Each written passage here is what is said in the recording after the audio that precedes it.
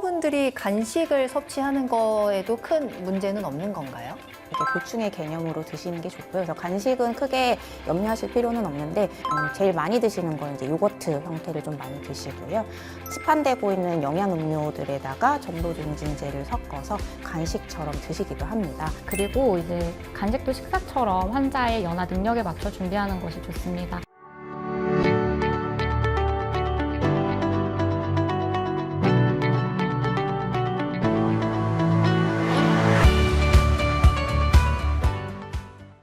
네, 안녕하세요. 대한재활의학회에서 제작하는 재활의학TV 진행을 맡은 아나운서 한보람입니다. 반갑습니다. 오늘은 세 분의 전문가님들을 모시고 이야기를 나눠볼 텐데요. 여러분 안녕하세요. 반갑습니다. 반갑습니다. 네, 자 그럼 먼저 한 분씩 인사 말씀 부탁드리겠습니다. 안녕하세요. 대한재활의학회 홍보위원장을 맡고 있는 가톨릭대학교 인천성모병원 재활의학과 김재민입니다. 네, 안녕하세요. 고려대학교 안암병원 재활학과에서 연화장애 환자를 보고 있는 서경천입니다. 예, 안녕하세요. 저는 서울 순천향대학교 병원에서 근무하고 있는 영양사 성소희입니다. 자, 이렇게 오늘 세 분과 함께 연화장애와 관련된 이야기를 나눠보려고 합니다. 연화장애를 앓게 된다면 딱딱한 음식이나 씹어넘기기 어려운 음식들은 좀 피하게 되고 그렇다 보면 먹을 수 있는 음식도 좀 제한되게 되죠. 그럼 우리가 살면서 가장 중요하게 느끼는 것 중에 하나인 이 먹는 즐거움을 느끼기가 어렵게 되고 결국에는 영양학적으로도 불균형이 발생할 수 있을 것 같습니다. 자, 그래서 오늘은 이 연화장애 환자분들이 어떻게 식사를 섭취해야 되는지 그리고 음식물을 섭취할 때 주의해야 할 점은 어떤 것들이 있는지 알아보도록 하겠습니다. 자, 그럼 먼저 성소희 영양사님, 이제 뇌졸중 후에 연화장애를 겪는 환자분들의 경우에는 식사가 어떻게 만들어지나요? 보통 기준이 있는데 그 기준은 저희가 일반적으로 국제연화곤란식 표준화 체계에 맞춰서 제공을 하게 되고요. 단계에 따라서 미음 형태 유동식, 그리고 간은 가름식, 다짐은 다짐식, 그리고 일반식의 형태로 제공하게 됩니다. 보통은 이제 씹으시는 거 아니면 꿀떡 삼키는 거 이런 것들이 문제가 되시는 게 다 다르다 보니까 어디에 문제가 있으신지에 따라서 그거에 맞춘 식사를 제공하는 것을 목표로 하고 있습니다. 웬만한 식재료들이 다 제공이 되는 게 아니다 보니까 가능하면 좀 부드러운 거, 삼키기 편한 형태의 식재료들을 저희가 메뉴대로 조리를 한 다음에 최종 단계에서 이제 갈거나 다지는 형태로 해서 제공을 하고, 죽은 이제 조금 된 죽의 형태거나 아니면 부드러운 밥 형태로 해서 제공을 하게 됩니다. 그리고 그 외에 맑은 국이나 이제 물김치, 물 같은 경우에는 흡인의 위험이 조금 높다 보니까 이제 제한을 하는 경우가 많고, 필요에 따라서는 점도중진제를 혼합해서 드린다거나 아니면 수분을 보충할 수 있는 젤리 형태로 만들어서 드리고 있습니다. 이 환자의 상태에 따라서 또 다른 형식으로 제공이 되는 것 같은데 이 환자의 상태를 좀 판단할 수 있는 기준이 있을까요? 환자가 어떤 종류의 점도를 음식을 먹을 수 있는지는 이제 병원에서 비디오 투시 연화 검사라고 해서 좀 더 정확하게 평가하고 결정을 할 수가 있습니다. 검사에서는 음식에 관련된 사항, 점도나 종류뿐만 아니라 섭취 시의 자세나 그 외의 환자에 맞는 개개인 주의사항도 정보를 얻을 수가 있습니다. 일반적으로 식사 시에는 안정되고 올바른 자세를 유지하시는 게 좋고 소량씩 자주 천천히 먹는 것이 좋습니다. 식사 시간은 30분을 넘지 않도록 하고 너무 뜨겁거나 차가운 음식은 피하시는 게 좋습니다. 자, 그렇다면 이제 입원하고 계신 환자분들의 경우에는 병원에서 식사가 제공이 되고 관리가 되겠지만 퇴원 후에 집에서 하는 관리도 굉장히 중요하잖아요.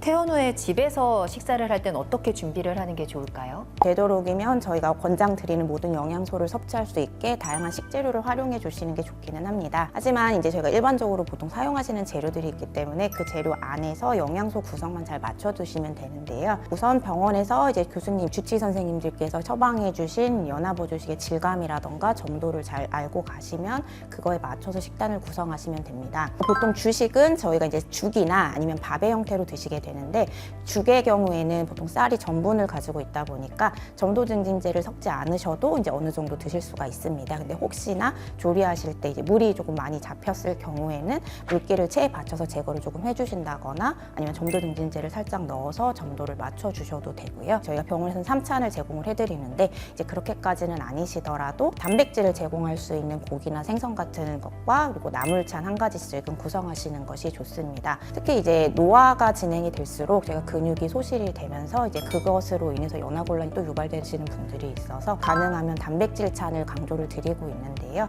단백질은 이제 드시기 가장 편한 형태는 계란이나 두부 아니면은 힘줄이 없는 이제 고기라던가 고기를 좀 갈아서 드시면 더 좋고요. 아니면 생선살 중에 가시를 좀 충분히 제거한 형태를 활용해 주시면 됩니다. 그리고 이제 나물의 경우에는 줄기가 많은 것보다는 이제 호박이나 감자 같은 섬유소가 조금 적고 부드러운 형태의 것들을 활용해 주셔도 되고, 조리를 하실 때 그 식재료의 한 2배에서 3배 정도의 물을 넣고 20분 이상 이렇게 쪄주셔서 식재료가 이제 부드럽게 숟가락으로 이렇게 늘릴 정도로 조리를 해서 드시면 충분히 가능하십니다. 그래서 그 외에는 국이랑 물김치를 제가 보통 많이 물어보시는데 필수잖아요. 한국인 필수 반찬. 네, 이게 안 드시는 게 좋은데도 드시지 말라고 하는데도 꼭 드시길래 우선은 둘 중에 하나는 가능하면은 이제 드시지 말고 되도록이면 꼭 필요한 걸 드시라고 하고요. 국은 점도 조절제를 섞으시려면 굉장히 많은 양이 들어가다 보니까 물김치 같이 살짝 이제 드시기 좀 편한 형태에다가 점도 조절제를 섞어서 드시면 드시기는 조금 편하실 것 같습니다. 서경천 교수님께서도 추가적으로 조언해 주실 부분 어떤 게 있을까요?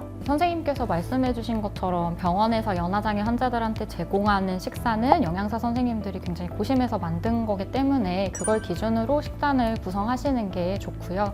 여기에 제가 추가할 내용이 있다면, 연화장애 환자들은 영양소뿐만 아니라 수분 섭취가 충분하지 않아서 탈수 문제도 계속 염두에 두셔야 됩니다. 하루에 적정량을 정해놓고 섭취하시는 것도 좋고, 수시로 피부나 점막이 말랐는지 탈수의 징후가 있는지 없는지 체크하시는 게 필요합니다. 만약에 퇴원 후에 집에서 음식을 준비하는 게 너무너무 막막하다면 식품의약품안전처에서 발행한 2019년 저장 및 연화곤란자를 위한 조리법 안내 등을 참조하셔서 거기 있는 레시피를 참고하시는 것도 도움이 될 수가 있고, 그리고 이제 시중에는 연화장애 환자를 대상으로 한 많은 음식이 나와 있습니다. 그걸 시도해 보시는 것도 좋겠습니다. 이외에도 지역사회 소규모 복지시설을 대상으로 하는 사회복지급식관리지원센터의 도움을 받는 것도 한 방법이 될 수 있습니다. 두 분의 말씀을 듣다 보니까 연화보조식의 핵심은 적당한 질감과 점도다라는 생각이 드는데요. 그래서 우리 성소희 영양사님께서도 계속해서 점도 조절제를 활용해야 된다라는 말씀을 해주셨잖아요. 어떻게 사용을 하는 게 가장 좋을까요? 점도 증진제는 저희가 이제 식품을 굳이 구분하지 않고 쓰셔도 상관이 없고요. 다만 이제 드시기 전에 이 음식이 내가 먹기에 너무 묽은 것 같다거나 물기가 좀 많은 것 같다거나 하신다면 이제 다 활용을 하시면 됩니다. 근데 이제 보통은 약을 드실 때 물을 먹는다거나 아니면 주스나 아니면 국물 이런 것들을 드실 때 점도 조절제를 많이 혼합하시는 경우가 많고요. 그게 아니더라도 반찬 중에 이제 수분이 많은 식재료가 들어가 있는 반찬이라던가 과일을 이제 간식으로 드신다거나 할 때 점도 증진제를 활용하시는 편입니다. 조절제는 보통 조리하실 때는 처음부터 섞으실 필요는 없고, 조리를 하신 마지막 단계에서 뭐 갈거나 다지는 등의 형태를 변경하실 때 그때 활용을 해주시면 되고, 이제 물을 드실 때도 이게 아무래도 섞이는데 시간이 조금 걸리다 보니까 30초에서 한 1분 정도 시간을 두시고 미리 혼합을 해놓으신 다음에 활용을 하시면 됩니다. 이 수분이 오히려 너무 많은 것이 이제 환자들에게는 좋지 않기 때문에 수분을 줄이고 점도를 높여주는 건데, 왜 수분이 많은 게